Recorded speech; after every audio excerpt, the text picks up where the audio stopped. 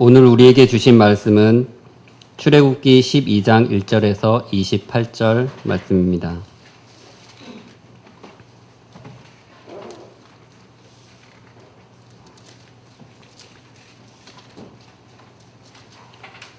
출애굽기 12장 1절에서 28절을 이제 봉독하겠습니다. 여호와께서 애굽 땅에서 모세와 아론에게 일러 말씀하시되 이 달을 너희에게 달의 시작 곧 해의 첫 달이 되게 하고 너희는 이스라엘 온 회중에게 말하여 이르라.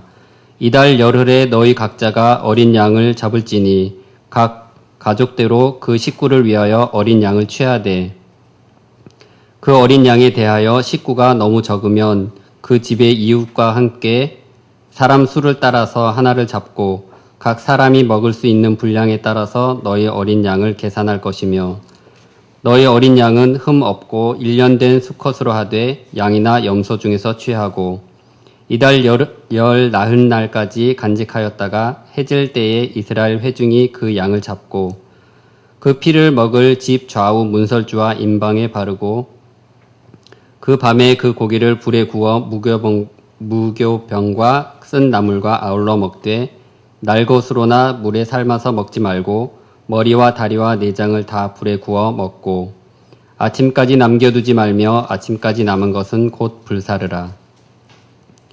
너희는 그것을 이렇게 먹을지니 허리에 띠를 띠고 발에 신을 신고 손에 지팡이를 잡고 급히 먹으라. 이것이 여호와의 유월절이니라. 내가 그 밤에 애굽 땅에 두루 다니며 사람이나 짐승을 막론하고 애굽 땅에 있는 모든 처음 난 것을 다 치고 애굽의 모든 신을 내가 심판하리라. 나는 여호와라. 내가 애굽 땅을 칠 때에 그 피가 너희가 사는 집에 있어서 너희를 위하여 표적이 될지라. 내가 피를 볼 때에 너희를 넘어가리니 재앙이 너희에게 내려 멸하지 아니하리라. 너희는 이 날을 기념하여 여호와의 절기를 삼아 영원한 규례로 대대로 지킬지니라. 너희는 이래 동안 무교병을 먹을지니 그 첫날의 누룩을 너희 집에서 제하라. 무릇 첫날부터 일곱째 날까지 유교병을 먹는 자는 이스라엘에서 끊어지리라. 너희에게 첫날도 성회요 일곱째 날에도 성회가 되리니 너희는 이 두 날에는 아무 일도 하지 말고 각자의 먹을 것만 갖출 것이니라. 너희는 무교절을 지키라. 이날에 내가 너희 군대를 애굽 땅에서 인도하여 내었음이니라. 그러므로 너희가 영원한 규례로 삼아 대대로 이 날을 지킬지니라.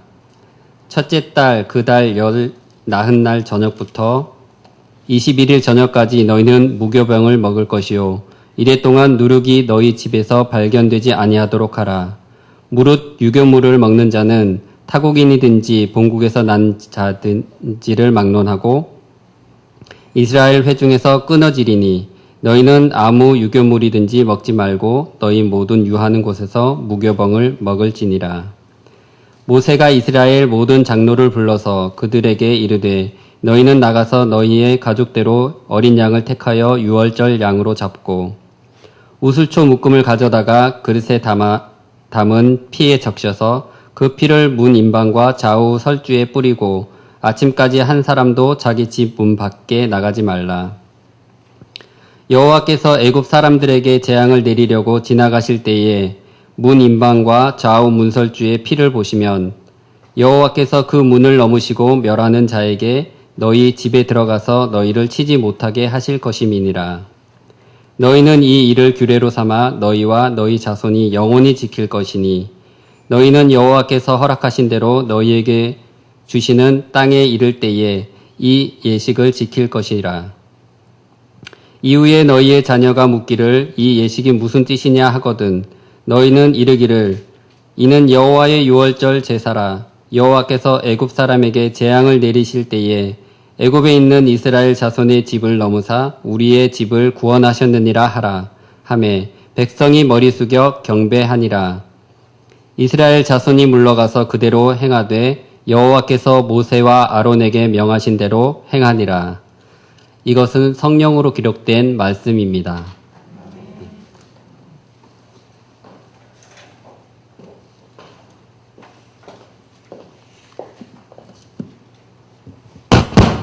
죄송합니다. 자, 앞뒤 옆 사람과 인사 나누시겠습니다. 반갑습니다. 네, 평안하셨어요. 네.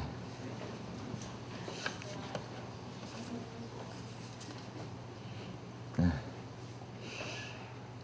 지금 계속 애굽에 내린 10재앙을 살펴보고 있습니다. 이제 마지막 재앙입니다. 좀 복 주셨다, 이렇게 해서 형통했다, 잘 됐다 하는 이야기를 매주 했으면 좋겠는데 계속 재앙이 내렸다, 하나님 치셨다 하는 이야기 나누는 거 참 부담스럽습니다. 그러나 여기에 또 하나님의 구원의 메시지가 있는 것이죠. 지금 10번째 재앙, 애굽에 내리는 재앙은 우리가 알다시피 그 장자를, 애굽에 있는 장자를 치는 것이고 첫 태생을 치는 것인데, 이날은 또 동시에 이스라엘의 또 구원 역사를 이루신 날이기도 하죠. 그래서 이스라엘이 제일 지금 하나님 앞에 그 절기를 지키는 것 중에 제일 하나님께 감사드리고 기뻐하고 하는 날이 또 이 하나님의 재앙이 지나가는 유월절, 이 절기죠. 그래서 이 유월절에 대한 유래, 그것이 오늘 본문의 내용입니다. 그리고 지금 유대인들이 계속 수천 년 지났어도 이 유월절을 철저히 지킵니다. 물론 이스라엘 사람들이 다 그런 것은 아니겠지만, 그래도 신앙이 있는 그 가정은 각 곳에, 각 나라에 그들이 흩어져 살았지만 이 유월절을 통해서 그 신앙의 명맥을 유지했다 하는 거 우리가 많이 듣고 있습니다. 오늘 이제 유월절의 유래, 좀 우리가 많이 들어서 알고 있지만 그 정신, 그것을 다시 한번 우리가 확실히 좀 붙잡았으면 좋겠습니다. 먼저 유월절, 페사흐라는 유월절은 뭐 영어로 그 패스오버 그러죠. 패스오버, 넘어갔다 이런 뜻이고요. 유월이란 말 자체가 넘어갔다, 넘어가다 이런 뜻 아닙니까? 유월, 넘어갔다 하는 뜻인데, 이게 이제 바로 죽음의 사자인 그 하나님의 사자가 이 어린 양의 피를 보고 넘어갔다. 그래서 이스라엘의 구원이 이스라엘에게 주어졌다 하는 것을 기념하는 날이 유월절이다 하는 사실 우리가 들었을 줄 압니다. 지금도 이제 유대인들은 자기들의 달력이 있어요. 물론 우리가 사용하는 달력 다 공통적으로 온 지구촌이 사용하지만은 자기들 또 나름대로의 달력이 있어요. 거기 보면 이제 달력 순서가 달립니다. 우리 지금 달력이 한 3, 4월이 정월이에요. 그걸 옛날에는 아비월이라 했는데 바로 유월절이 시작하는 그 달이 그들에게 있어서 정월입니다. 그러니까 얼마나 이 유월절이 중요하다 하는 것을 알 수 있죠. 하나님이 우리를 그 애굽의 손에서, 압제에서 구원해 주셨다. 이걸 지금도 감격하면서, 좀 수천 년 지났는데도 감격하면서 하나님께 감사드리고 이렇게 하는 모습을 보게 됩니다. 그러니까 그동안 이스라엘 역사 보면 쭉 그 2000년 동안 흩어져 살았잖아요. 흩어져 살았지만은 항상 유월절 그 절기가 되면은 가족들이 모여서 그 유월절을 지켰습니다. 지금도 계속 지키고 있고 그런 이제 모습을 보는데, 얼마나 그들에게 있어서 유월절이 중요하다 하는 거 우리가 또 알 수가 있죠. 이 아비월이라고 하는 정월, 이게 이제 바벨론 포로 후기에는 니산월 이렇게 이름이 바뀝니다만은 어떻든 그들에게 있어서 이 유월절이 있는 기간, 바로 이것이 정월이다. 우리가 말하는 1월이다 이렇게 볼 수가 있습니다. 전통을 참 중요시하는 그 유대인들의 모습을 봅니다.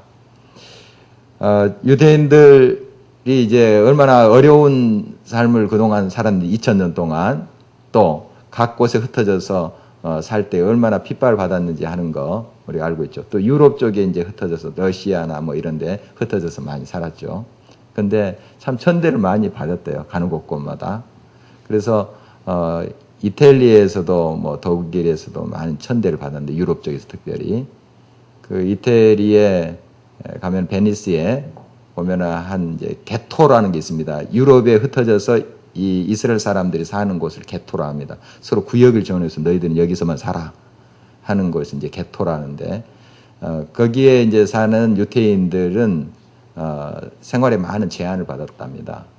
그래서 직업도 많이 제한을 받고 마음대로 뭐 내가 하고 싶다 그래서 할 수도 없었고, 계속 그런 이제 중세 시대 때 쭉 그렇게 핍박을 받아서 이제 살았는데, 그들이 이제 손을 댔던 게 이제 요즘 말하면 금융업입니다. 그 당시는 굉장히 천시했대요. 이 전당포가 이제 그 이태리로 방코라고 하는데, 이게 이제 뱅크가 된 거죠. 그래서 돈 만지고 돈 해서 이렇게 하는 거 그 당시에 천시했던 직업이랍니다. 그러니까 이제 그런 것만, 뭐 이태리 사람들이 손 안 대는 거, 그런 것만 찾아서 하는데 그걸 꽃피우는 민족이죠. 그래서 요즘 이제 그 뱅크라는 그 금융산업이 얼마나 활성화됐습니까? 유대인들이 그거 다 그렇게 꽃피게 한 것이죠. 그렇게 그들이 소위 잡초와 같이 각 곳에서 핍박받고 막 짓밟힘을 당해도 일어설 수 있었던 게 뭘까? 그 저력이 뭘까? 바로 이제 그 근본이 신앙이죠. 유월절을 지킴으로써, 그 전통을 지킴으로써 하나님이 우리를 구원하셨다. 그 하나님은 지금도 우리의 하나님이시다. 이 어려움 속에서 핍박받고 힘들고 하지만은 이 어려움 속에서도 그 하나님은 우리를 지키신다. 그래서 이 전통을 지켜가면서 그 신앙을 계속 붙잡고 있었던 거죠. 물론 이제 다른 나라에 살면서 그 나라에 그냥 젖어서 신앙을 잃은 사람도 없지 않아 있겠죠. 그러나 그렇게 신앙을 끝까지 지킨 사람들에 의해서 다시 한번 그들이 이제 일어나고 있는 모습 보게 되고요. 또 가족의 중요성. 이 유월절을 지키면서 가족이 이제 모이잖아요. 그리고 같이 여러 핍박과 어려움 속에서도 우리는 하나다 하는 그런 연대감, 이것을 이제 굉장히 중시했던 유대인들의 모습을 봅니다. 새벽 기도 때도 잠깐 나눴지만, 사실 이 유태인들, 이스라엘 사람들이 머리가 뛰어나고 우생학적으로 굉장히 우수해서 자기들이 그렇게 두각을 나타내고 그런 건 아니라고 본인들이 고백을 하더라고요. 그 유태인 학자가 인터뷰하는 것을 제가 봤는데요. 그건 아니다. 오히려 이 고난 속에서 하나님을 더 붙잡을 수밖에 없었고, 또 모든 게 다 제한되어 있고, 이거 하지 말라, 저거 하지 말라. 모든 게 제한되어서 그런 어려움 속에서 그거 하나 붙잡고, 이거 아니면 우리 죽는다. 이거, 우리 이제 꼽히지 않으면 이거 우리 굶어 죽는다. 이런 상황이 되니까 정신 차릴 수밖에 없었고, 또 거기에 분발할 수밖에 없었다. 뭐 그런 이제 고백을 하더라고요.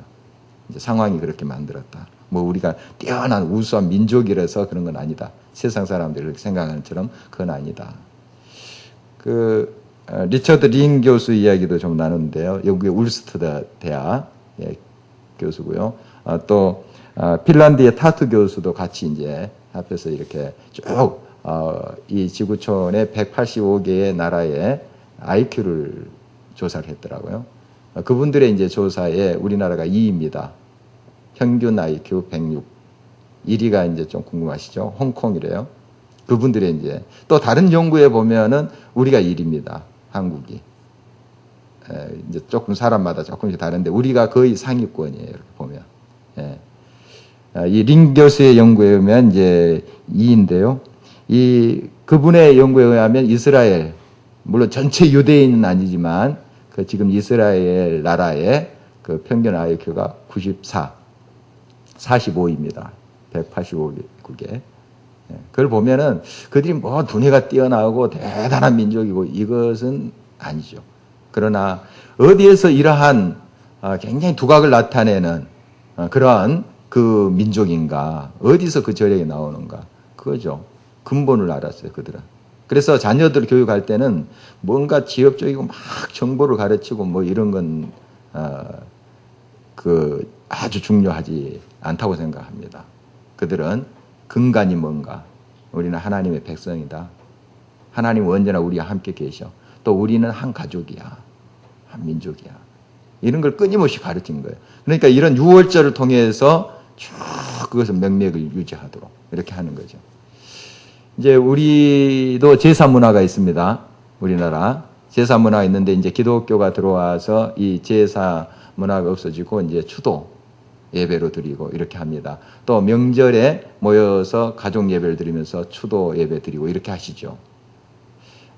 그 제사 문화를 이 추도 예배로 바꿨다는 건 참 잘한 일인데, 그러나 한 가지는 이렇게 가족이 모이는 것이 이제 좀 너무 해이해져 버렸다.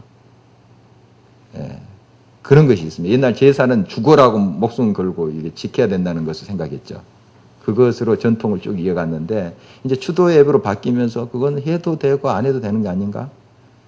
좀 은연중에 우리 크리스찬들이 그렇게 이제 생각을 한 거죠.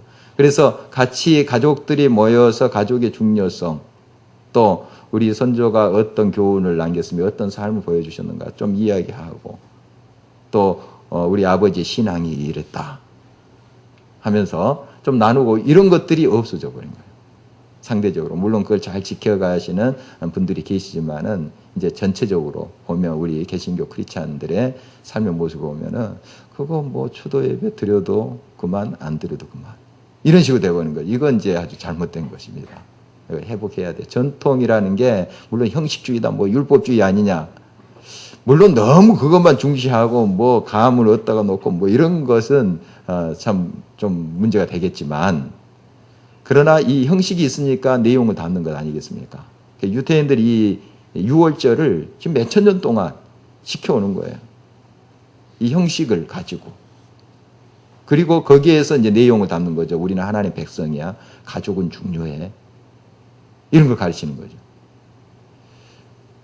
우리가 이 전통이라는 것을 무시해서는 안 됩니다.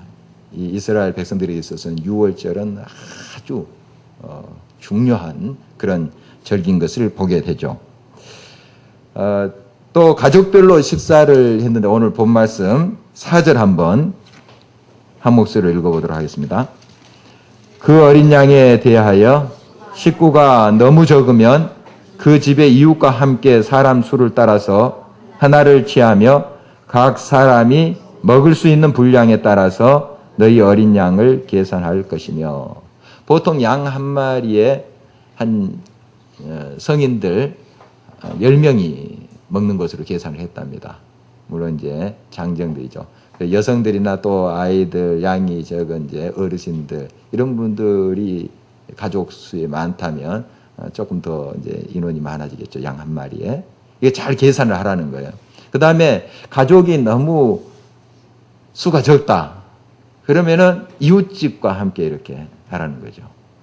어차피 양을 잡는데 반만 잡고 반은 살려두고 이거 안 되잖아요.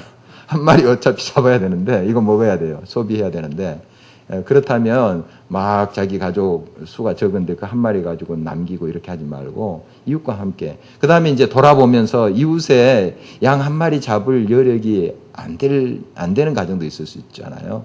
예. 그런 분들을 또 고려해서 우리 같이 하자, 이런 식으로 해서 양 한 마리 계산해서 몇 명 먹을 것인가 이거 잘 계산하라, 이렇게 하는 모습을 보게 되는데요. 예, 가족별로 이렇게 이 유월절 식사를 했어요. 식사가 참 중요합니다. 유월절에 지금 먹는 거 이야기 나오잖아요. 양 잡아서 먹고 뭐 쓴나물 먹고 어떻게 먹어라 하는 거 보면 이 먹는 거 참 중요합니다. 먹는 거. 예. 우리 대충 먹고 때우자 이런 식의 식사가 많은데, 유대인들 지금의 삶을 보면은 참 그 저녁 식사 그 시간을 중요하게 생각하더라고요. 새벽기도 때도 잠깐 나눴지만은 그 한 인터뷰를 보니까요, 우리 한국 아이가 입양이 됐어요. 유태인 가정에. 미국에 이제 사는 유태인이죠. 입양이 됐는데 그 아이가 지금 이제 커서 하버드대 다니더라고요. 그런데 교육을 유태인 교육을 시킨 거죠. 쭉 시키는데 그 아버지, 입양한 그 아버지가 변호사가 되더라고요. 법조계 이제 활동하시는데 굉장히 바쁘시대요. 바쁜데 저녁 식사 시간은 꼭 시킨대요. 다른 이제 모임이 있을 때 양해를 구하고, 이 가족의 소중함이 굉장히 그들에게 중요한 것이죠.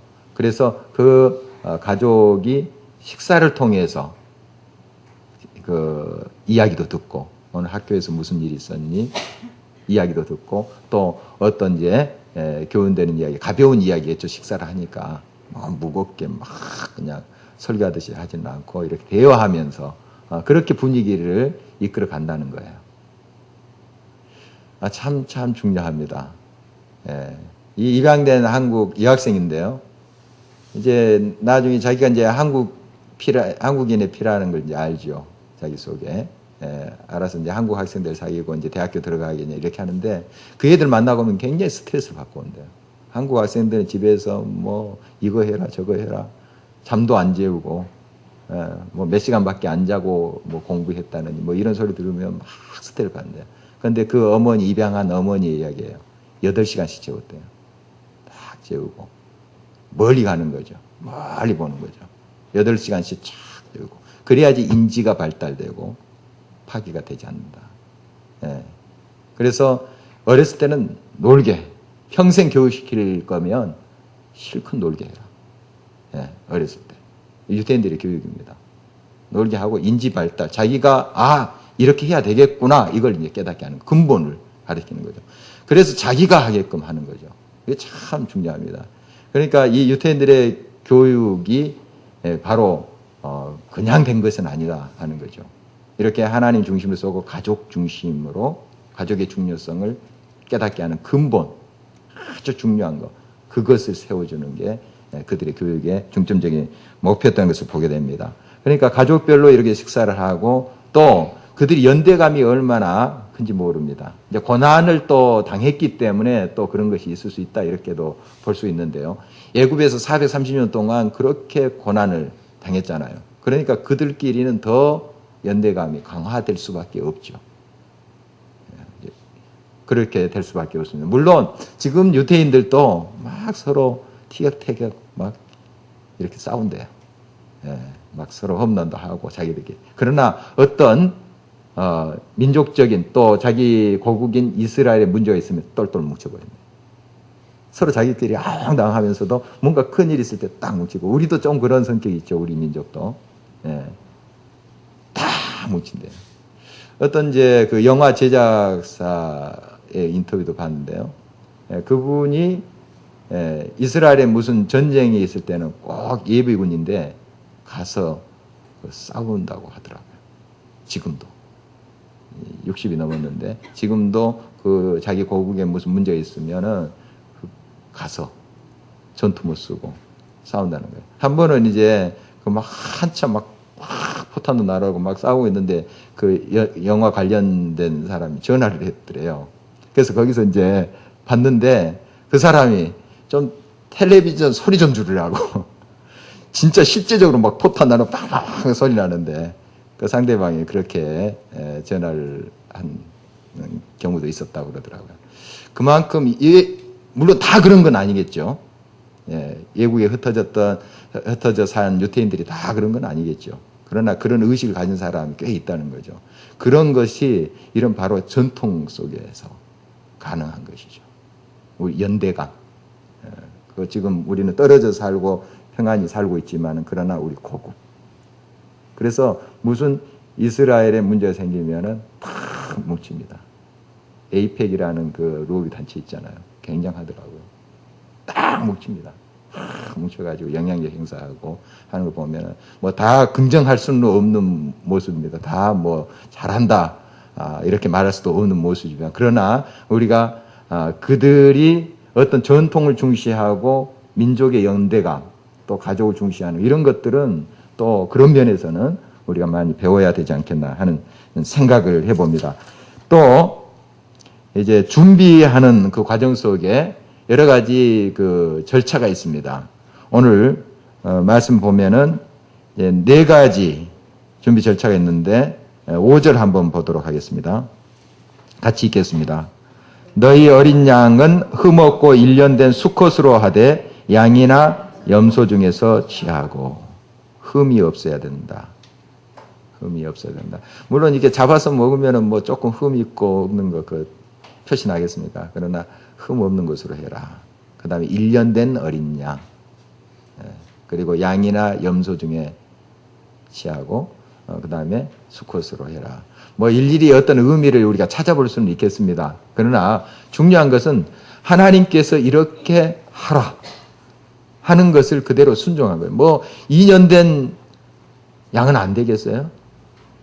근데 1년 된 것으로 하라 하면 1년 된 것으로 정성껏 준비하는 거죠. 자, 그런 것들을 이렇게 순종하는 것을 보는 것이죠. 그리고 그 먹는 방법도 서서 허리띠를 띠고 신발 다 신고 급히 먹으라 이렇게 되어 있습니다. 급히 먹으라. 보통 이제 이스라엘 사람들, 이 유대인들은 아주 편하게 식사 시간대 편하게 대화하면서 시간 가는 줄 모르고 이렇게 먹어요. 그런데 지금 6월절 식사는 지금 다른 거예요. 그러니까 이렇게 지키라는 거죠. 이렇게 또 이렇게 구체적으로 이런 것들을 지시하신 모습은 이 말씀대로 순종하면서 가라 하는 것이고, 또 이렇게 잘 사람에 따라서 그 양을 준비하지만은 남을 수도 있잖아요. 음식이 아무리 잘 맞춰도 남을 수 있습니다. 그러면 그 남은 것은 그 다음 날에 그걸 불살라라. 그 다음 날은 이제 출애굽을 해야 되는데 혹시 아까워 하면서 그거 이제 놔뒀다가 바로 이제 꺼내 먹으면은 좀 괜찮을 수도 있는데 그 며칠 가면은 썩어버리죠. 그럼 다 버리는 거예요. 다 버리는 거죠. 그리고 또 전염병이 돌 수도 있고, 그러니까 딱 남은 것은 불살라 버리라. 그 노예 생활하면서 어렵게 살면서 그 고기 한 덩어리 얼마나 귀하겠어요. 평생 양고기 한번 뭐 먹을까 말까 하지 않겠어요?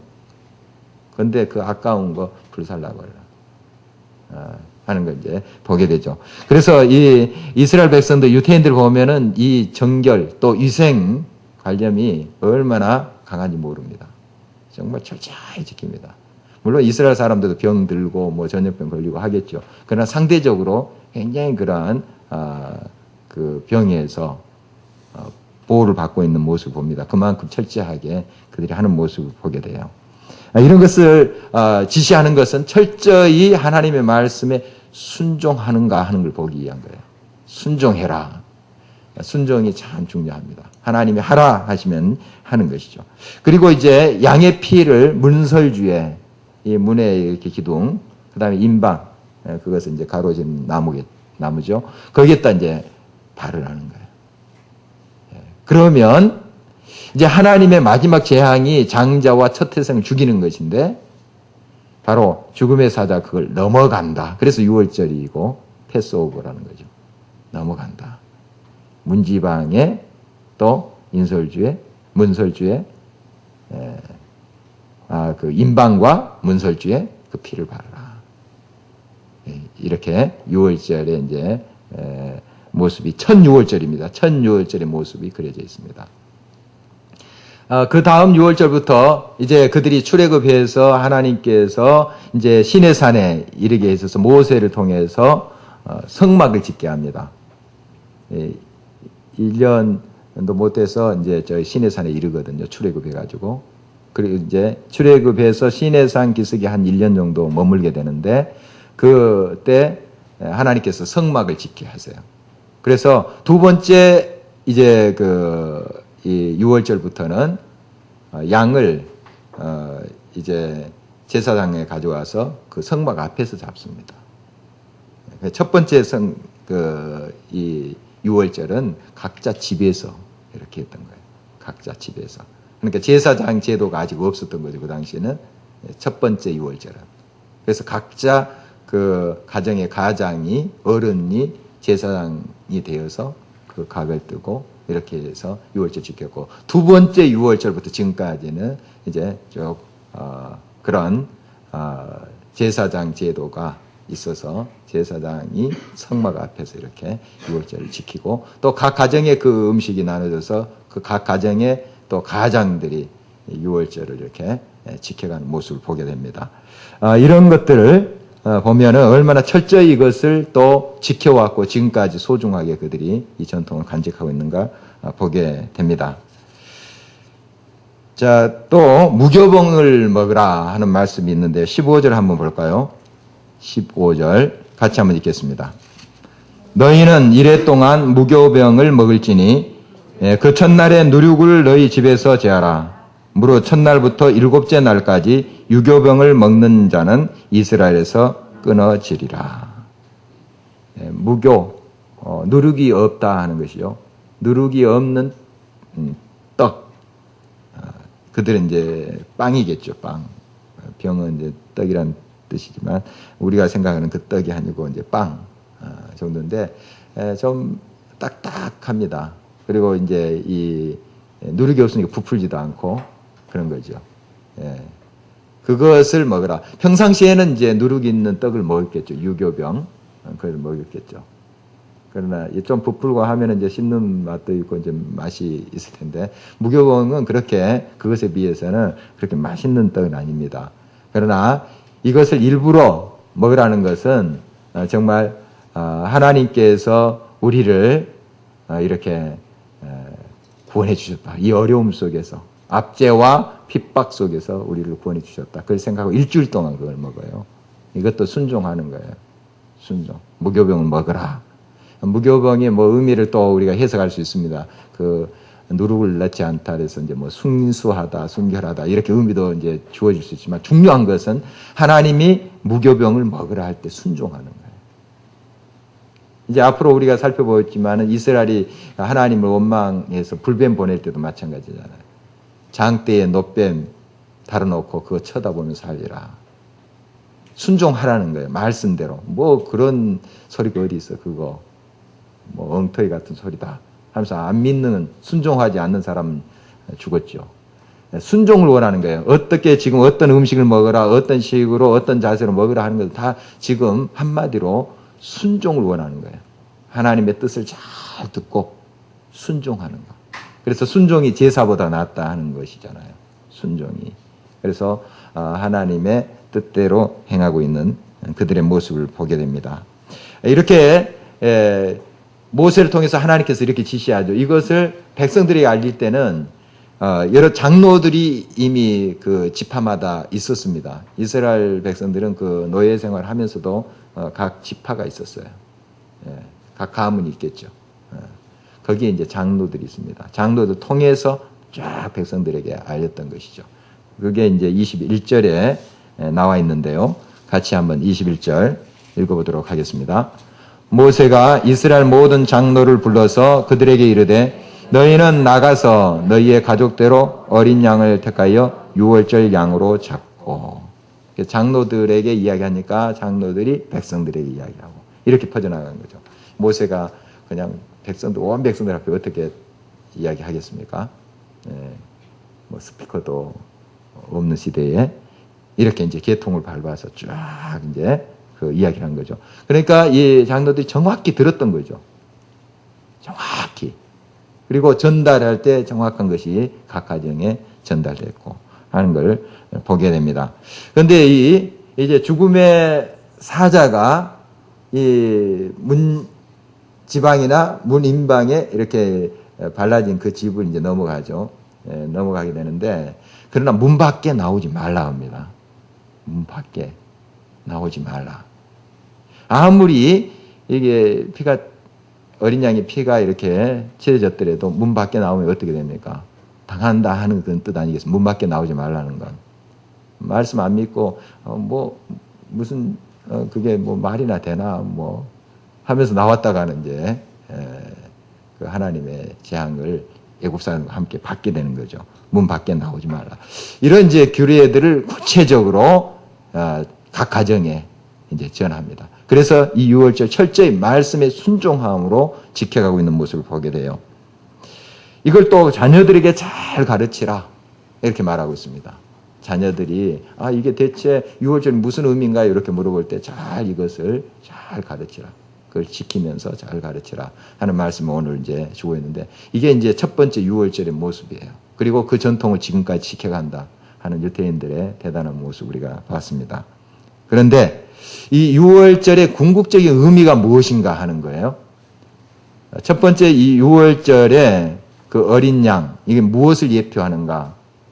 바로 무엇을 예표하는 건가요? 예수님, 예수님입니다. 예수님이 어린 양의 그 모습으로 비유되죠. 그 피를 우리가 예수 그리스도를 믿음으로 이미 우리의 삶에 바른 거예요. 예수 그리스도의 피가 우리의 문지방과 그 임방에 발라진 거예요. 예, 그렇게 이제 표현할 수가 있겠죠. 예수 그리스도를 우리가 믿음으로 하나님의 백성이 된 거죠. 구원을 받았다. 6월 사망이 넘어갔다. 이렇게 볼 수 있습니다. 그런데 예수 그리스도를 믿었는데 그 예수 그리스도의 피의 공로를 우리가 온전히 믿지 못하고 나 중심적으로 산다 하는 것은 문지방 그 문설주에 피를 발랐지만은 문 밖으로 나오는 것 아니겠습니까? 문 밖으로. 예수 그리스도의 말씀 중심으로 그의 뜻을 따라서 우리가 살아가야 될 필요가 여기 있는 것이죠. 이미 우리는 예수 그리스도 인해서 문설주나 임방에 피가 발라진 사람이에요. 영적인 그런. 그게 이게 실제죠. 그 지금 첫 번째 6월절은 예표고요. 예. 궁극적으로 예수 그리스도가 어린 양으로서 피를 흘림으로 우리들에게 구원을 주셨어요. 그 예수 그리스도를 영접한 사람들, 우리가 이제 예수 그리스도 피로 우리가 씻음 받았다 그런 고백하잖아요.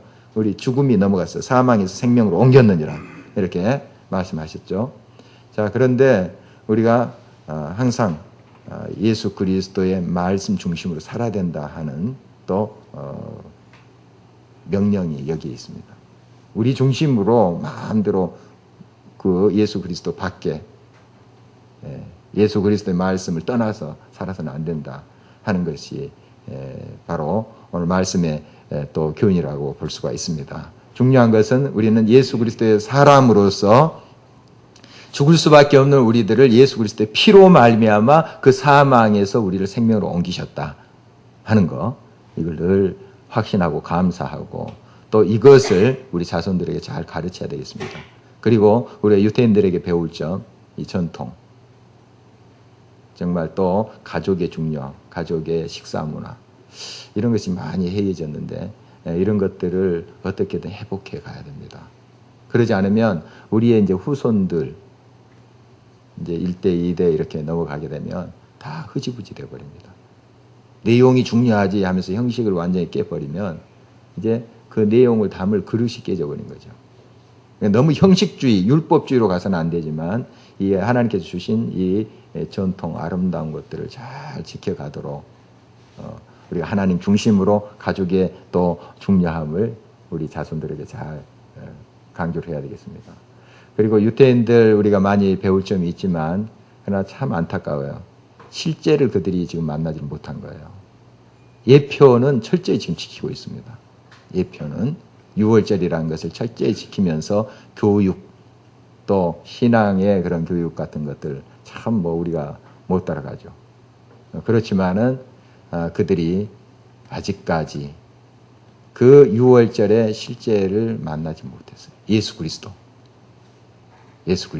그걸 만나지 못해요. 우리 한참 유태인들에 비해서 전통을 중시하는 것도 떨어지고 또 정말 가족의 중요성, 연대감 그것도 우리가 좀 떨어집니다만은 그러나 우리는 더 중요한 것을 만나게 됐어요. 예수 그리스도의 보혈의 능력을 만나겠죠. 얼마나 큰 은혜예요. 우리가 뭐 크게 그렇게 잘난 것도 아닌데 그들보다 더 철저히 자녀 교육시킨 것도 아니고 전통 중요시해서 그렇게 정말 살아온 것도 아닌데 우리와 같은 사람들에게 우리 주님이 피를 흘려주시고 어린 양 피로써 구원을 베풀어 주셨다. 여러 가지 부족하지만 이 귀한 은혜를 우리가 받았다 하는 거 얼마나 감사한 일이에요. 이게 은혜입니다. 이게 은혜예요. 정말 그런 면에서 보면은 지금 유태인들은 참 안타까운 모습이에요. 참 불쌍한 모습이죠. 정말 우리가 본받았고 부러워야 될 그러한 부분들이 있지만은 실제 6월절의 실제를 그들이 지금 아직까지 발견하지 못한 거예요. 붙잡지 못한 거예요. 이런 부분은 우리가 또 그들을 위해서 기도할 제목이에요. 그들이 정말 예수 그리스도를 알고 주님의 보혈의 능력을 경험할 수 있도록 이제 6월절의 그 의미를 깨달을 수 있도록 그들이 목숨처럼 지켜온 그것의 실제가 무엇인가 하는 걸 깨달을 수 있도록 우리가 또 기도해야 되겠습니다. 오늘 말씀 기억하면서 우리 함께 기도하기를 원합니다.